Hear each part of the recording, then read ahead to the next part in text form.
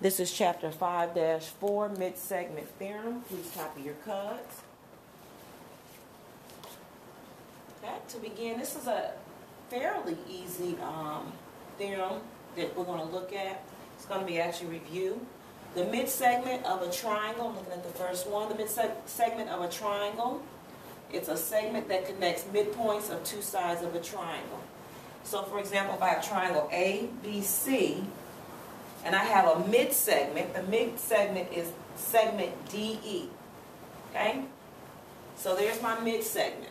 My midsegment DE divides side AC exactly in half. AD is congruent to CD. And also segment DE, because it's a midsegment, it also divides the other side of the triangle, or the other leg of the triangle, segment CB, exactly in half. CE is congruent to BE. Now, it does not mean that CD is congruent to CE. Look at the leg length. CA is not the same length as CB. It just means that this particular segment, CA, will be congruent and cut in congruent or bisected in congruent parts because of the midsegment DE. So AD, again, is congruent to CD. So that means that if AD is 8, that means CD is going to be 8. That does not mean, again, CE will be congruent to CD. This might be 11. That means that BE is also 11. Okay? And again, DE is the mid-segment. It divides these two segments exactly in half. And here's the theorem. Theorem 5.9 is the mid-segment theorem. The mid-segment connecting the midpoints of two sides of a triangle. If it's parallel to the third side and it's half as long. What does that mean? Plain and simply, what that means is this. If I have a segment DE, which is the mid-segment, and it's parallel to this bottom segment AB, and I'm going to have DE is going to be half the length of AB. So if AB is 14, that means DE will be 7. Okay, so there's our mid-segment theorem. Okay. Now let's recall back from chapter 1. Hopefully you remember how to calculate a midpoint, because sometimes you'll need to calculate a midpoint. Okay, off the coordinates on the plane, you need to find the midsegment. And remember, this is back from chapter 1. You can review that video. Find the midpoint of G and H. Let's say I need to find out where exactly this is. Okay? Sometimes this happens where you need to find that midpoint. And to find the midsegment, all we do is use the midpoint formula. So here it is. I find out the coordinate values of G and H. G is located at -1, 1, 2, 3. -1, 3. And H is located at 1, 2, up 2. So 2, 2. And if we remember the midpoint formula says, for the midpoint, capital M, x1 plus x2 divided in half, y1 plus y2 in half. Okay, and to do that, here we have the following information. I let my ones be here. I'll erase that.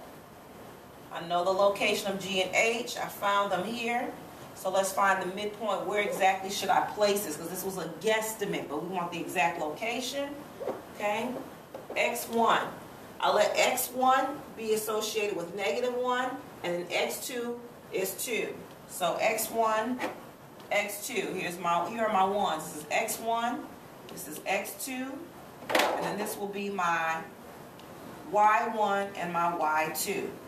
So again, by substitution, X1, I did -1 plus 2 for my X2 divided in half, comma, because it's an ordered pair, Y1, which is 3, plus the Y2, which is the 2, in half. So I have -1 plus 2, which is going to be equal to 1 divided by 2. 3 plus 2 is 5 over 2. So what does that look like?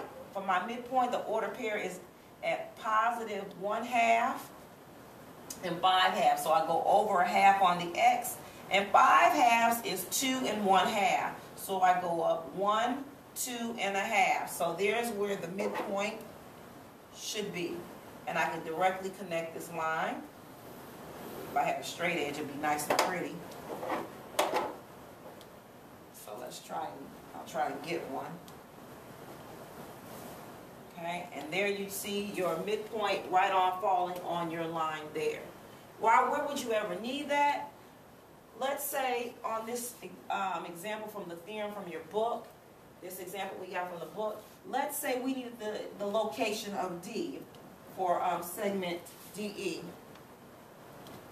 All right, so let's take this out, supposing it was not here. But let's suppose this wasn't on a graph, and I knew that C was at 1, 4, and I knew that A was at -3, -2. I could find the location, the exact location of this point where I should place D by using the midpoint theorem. M equals, again, x1 plus x2 in half, comma, y1 plus y2 in half. And I would just plug the values in for your x. I'll put 1 plus -3 in half. And then my y1 would be 4 plus -2, which would be 2 over 2. That would be 2. And this would be, here, let me write it out so you can see it instead of talking about it.